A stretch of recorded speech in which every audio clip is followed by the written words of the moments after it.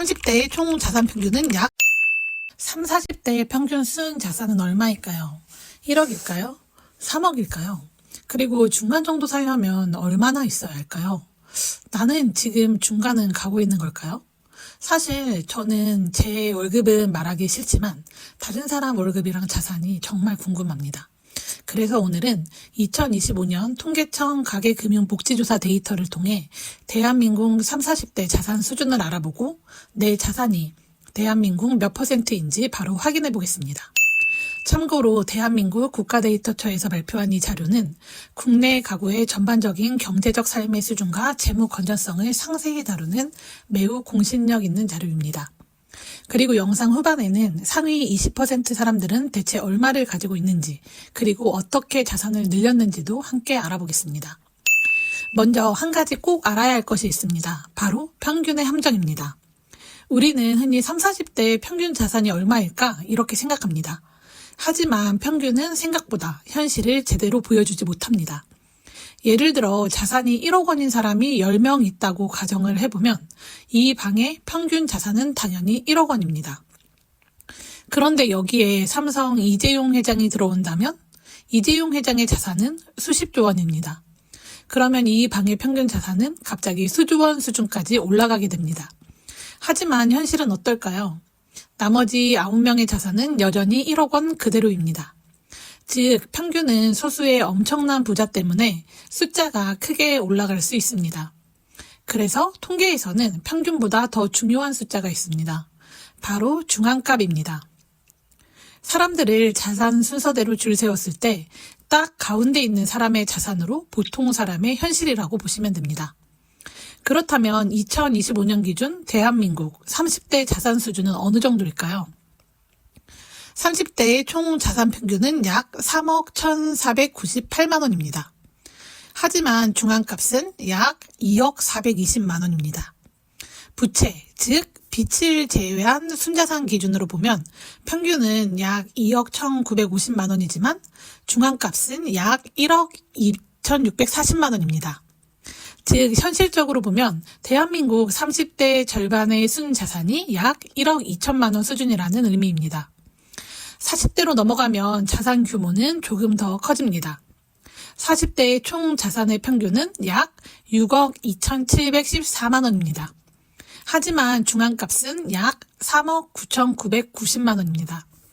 부채를 제외한 순자산 기준으로 보면 평균은 약 4억 8,389만 원이고 중앙값은 약 2억 8,384만 원입니다. 그래서 여기서 많은 분들이 가장 궁금해하는 질문인데요. 결국 얼마 정도 있어야 30, 40대에서 중간일까요? 답은 생각보다 단순합니다. 현재 40대 기준으로 빚을 제외한 순자산이 약 2억 8천만 원 정도라면 대한민국 40대 가운데 정확히 중간 수준입니다. 그래서 많은 사람들이 평균 자산인 4억 8천만 원을 보고 나는 왜 이렇게 부족하지라고 좌절하지만 사실 평균은 착시일 가능성이 큽니다. 현실적인 기준은 중앙값을 보시면 됩니다. 그렇다면 이제 다음 질문인데요. 상위 20% 사람들은 대체 얼마를 가지고 있을까요? 2025년 기준 대한민국 상위 20% 가구의 평균 총 자산은 약 17억 4,590만 원입니다. 부채는 약 2억 2,505만 원이고 그래서 실제 순자산은 약 15억 2천만 원 수준입니다. 즉 대한민국 중간자산과 비교하면 약 5배 이상 차이가 납니다. 그렇다면 이 사람들은 어떻게 자산을 늘렸을까요? 자산 구조를 보면 그 답을 알 수 있는데요. 첫 번째는 부동산 중심의 자산 구조입니다.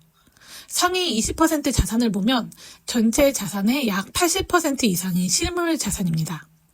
금액으로 보면 약 14억 원 수준입니다. 이 중 대부분은 부동산입니다. 부동산 비중은 약 76.6%이며 금액으로는 약 13억 3천만 원입니다. 구성을 보면 거주주택 약 6억 8천만 원과 투자용 부동산 약 6억 5천만 원 정도입니다. 즉, 부자들은 단순히 저축만 한 것이 아니라 자산 가치가 상승할 수 있는 부동산을 통해 자산 규모를 키웠다는 특징이 있습니다. 두 번째 특징은 레버리지 활용입니다. 많은 사람들이 부자는 빚이 없을 거라고 생각하지만 실제로는 그렇지 않습니다. 상위 20% 가구의 평균 부채는 약 2억 2,505만 원입니다. 하지만 중요한 것은 부채의 종류입니다. 이 가운데 44.1%, 약 9,932만 원이 바로 임대보증급입니다. 즉, 부자들은 내 돈만으로 투자하지 않습니다.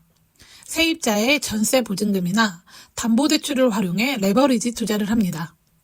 소비를 위한 빚이 아니라 자산을 늘리기 위한 빚을 활용하는 것입니다. 세 번째 특징은 현금 자산 확보입니다. 부동산 비중이 높은 것과 동시에 상위 20%는 약 3억 4,565만 원의 금융자산도 보유하고 있습니다. 즉 전체 자산의 약 20% 정도는 예금이나 금융자산입니다. 이것은 위기 상황에 대비하는 안전장치이자 새로운 투자 기회가 왔을 때 사용할 자금입니다. 실제로 조사에서도 여유 자금이 생기면 저축과 금융자산 투자 56.3%를 가장 먼저 선택하는 것으로 나타났습니다. 정리해보면 상위 20% 자산 구조는 부동산 80%, 금융자산 20%입니다. 그리고 부동산 투자 과정에서는 레버리지를 활용합니다.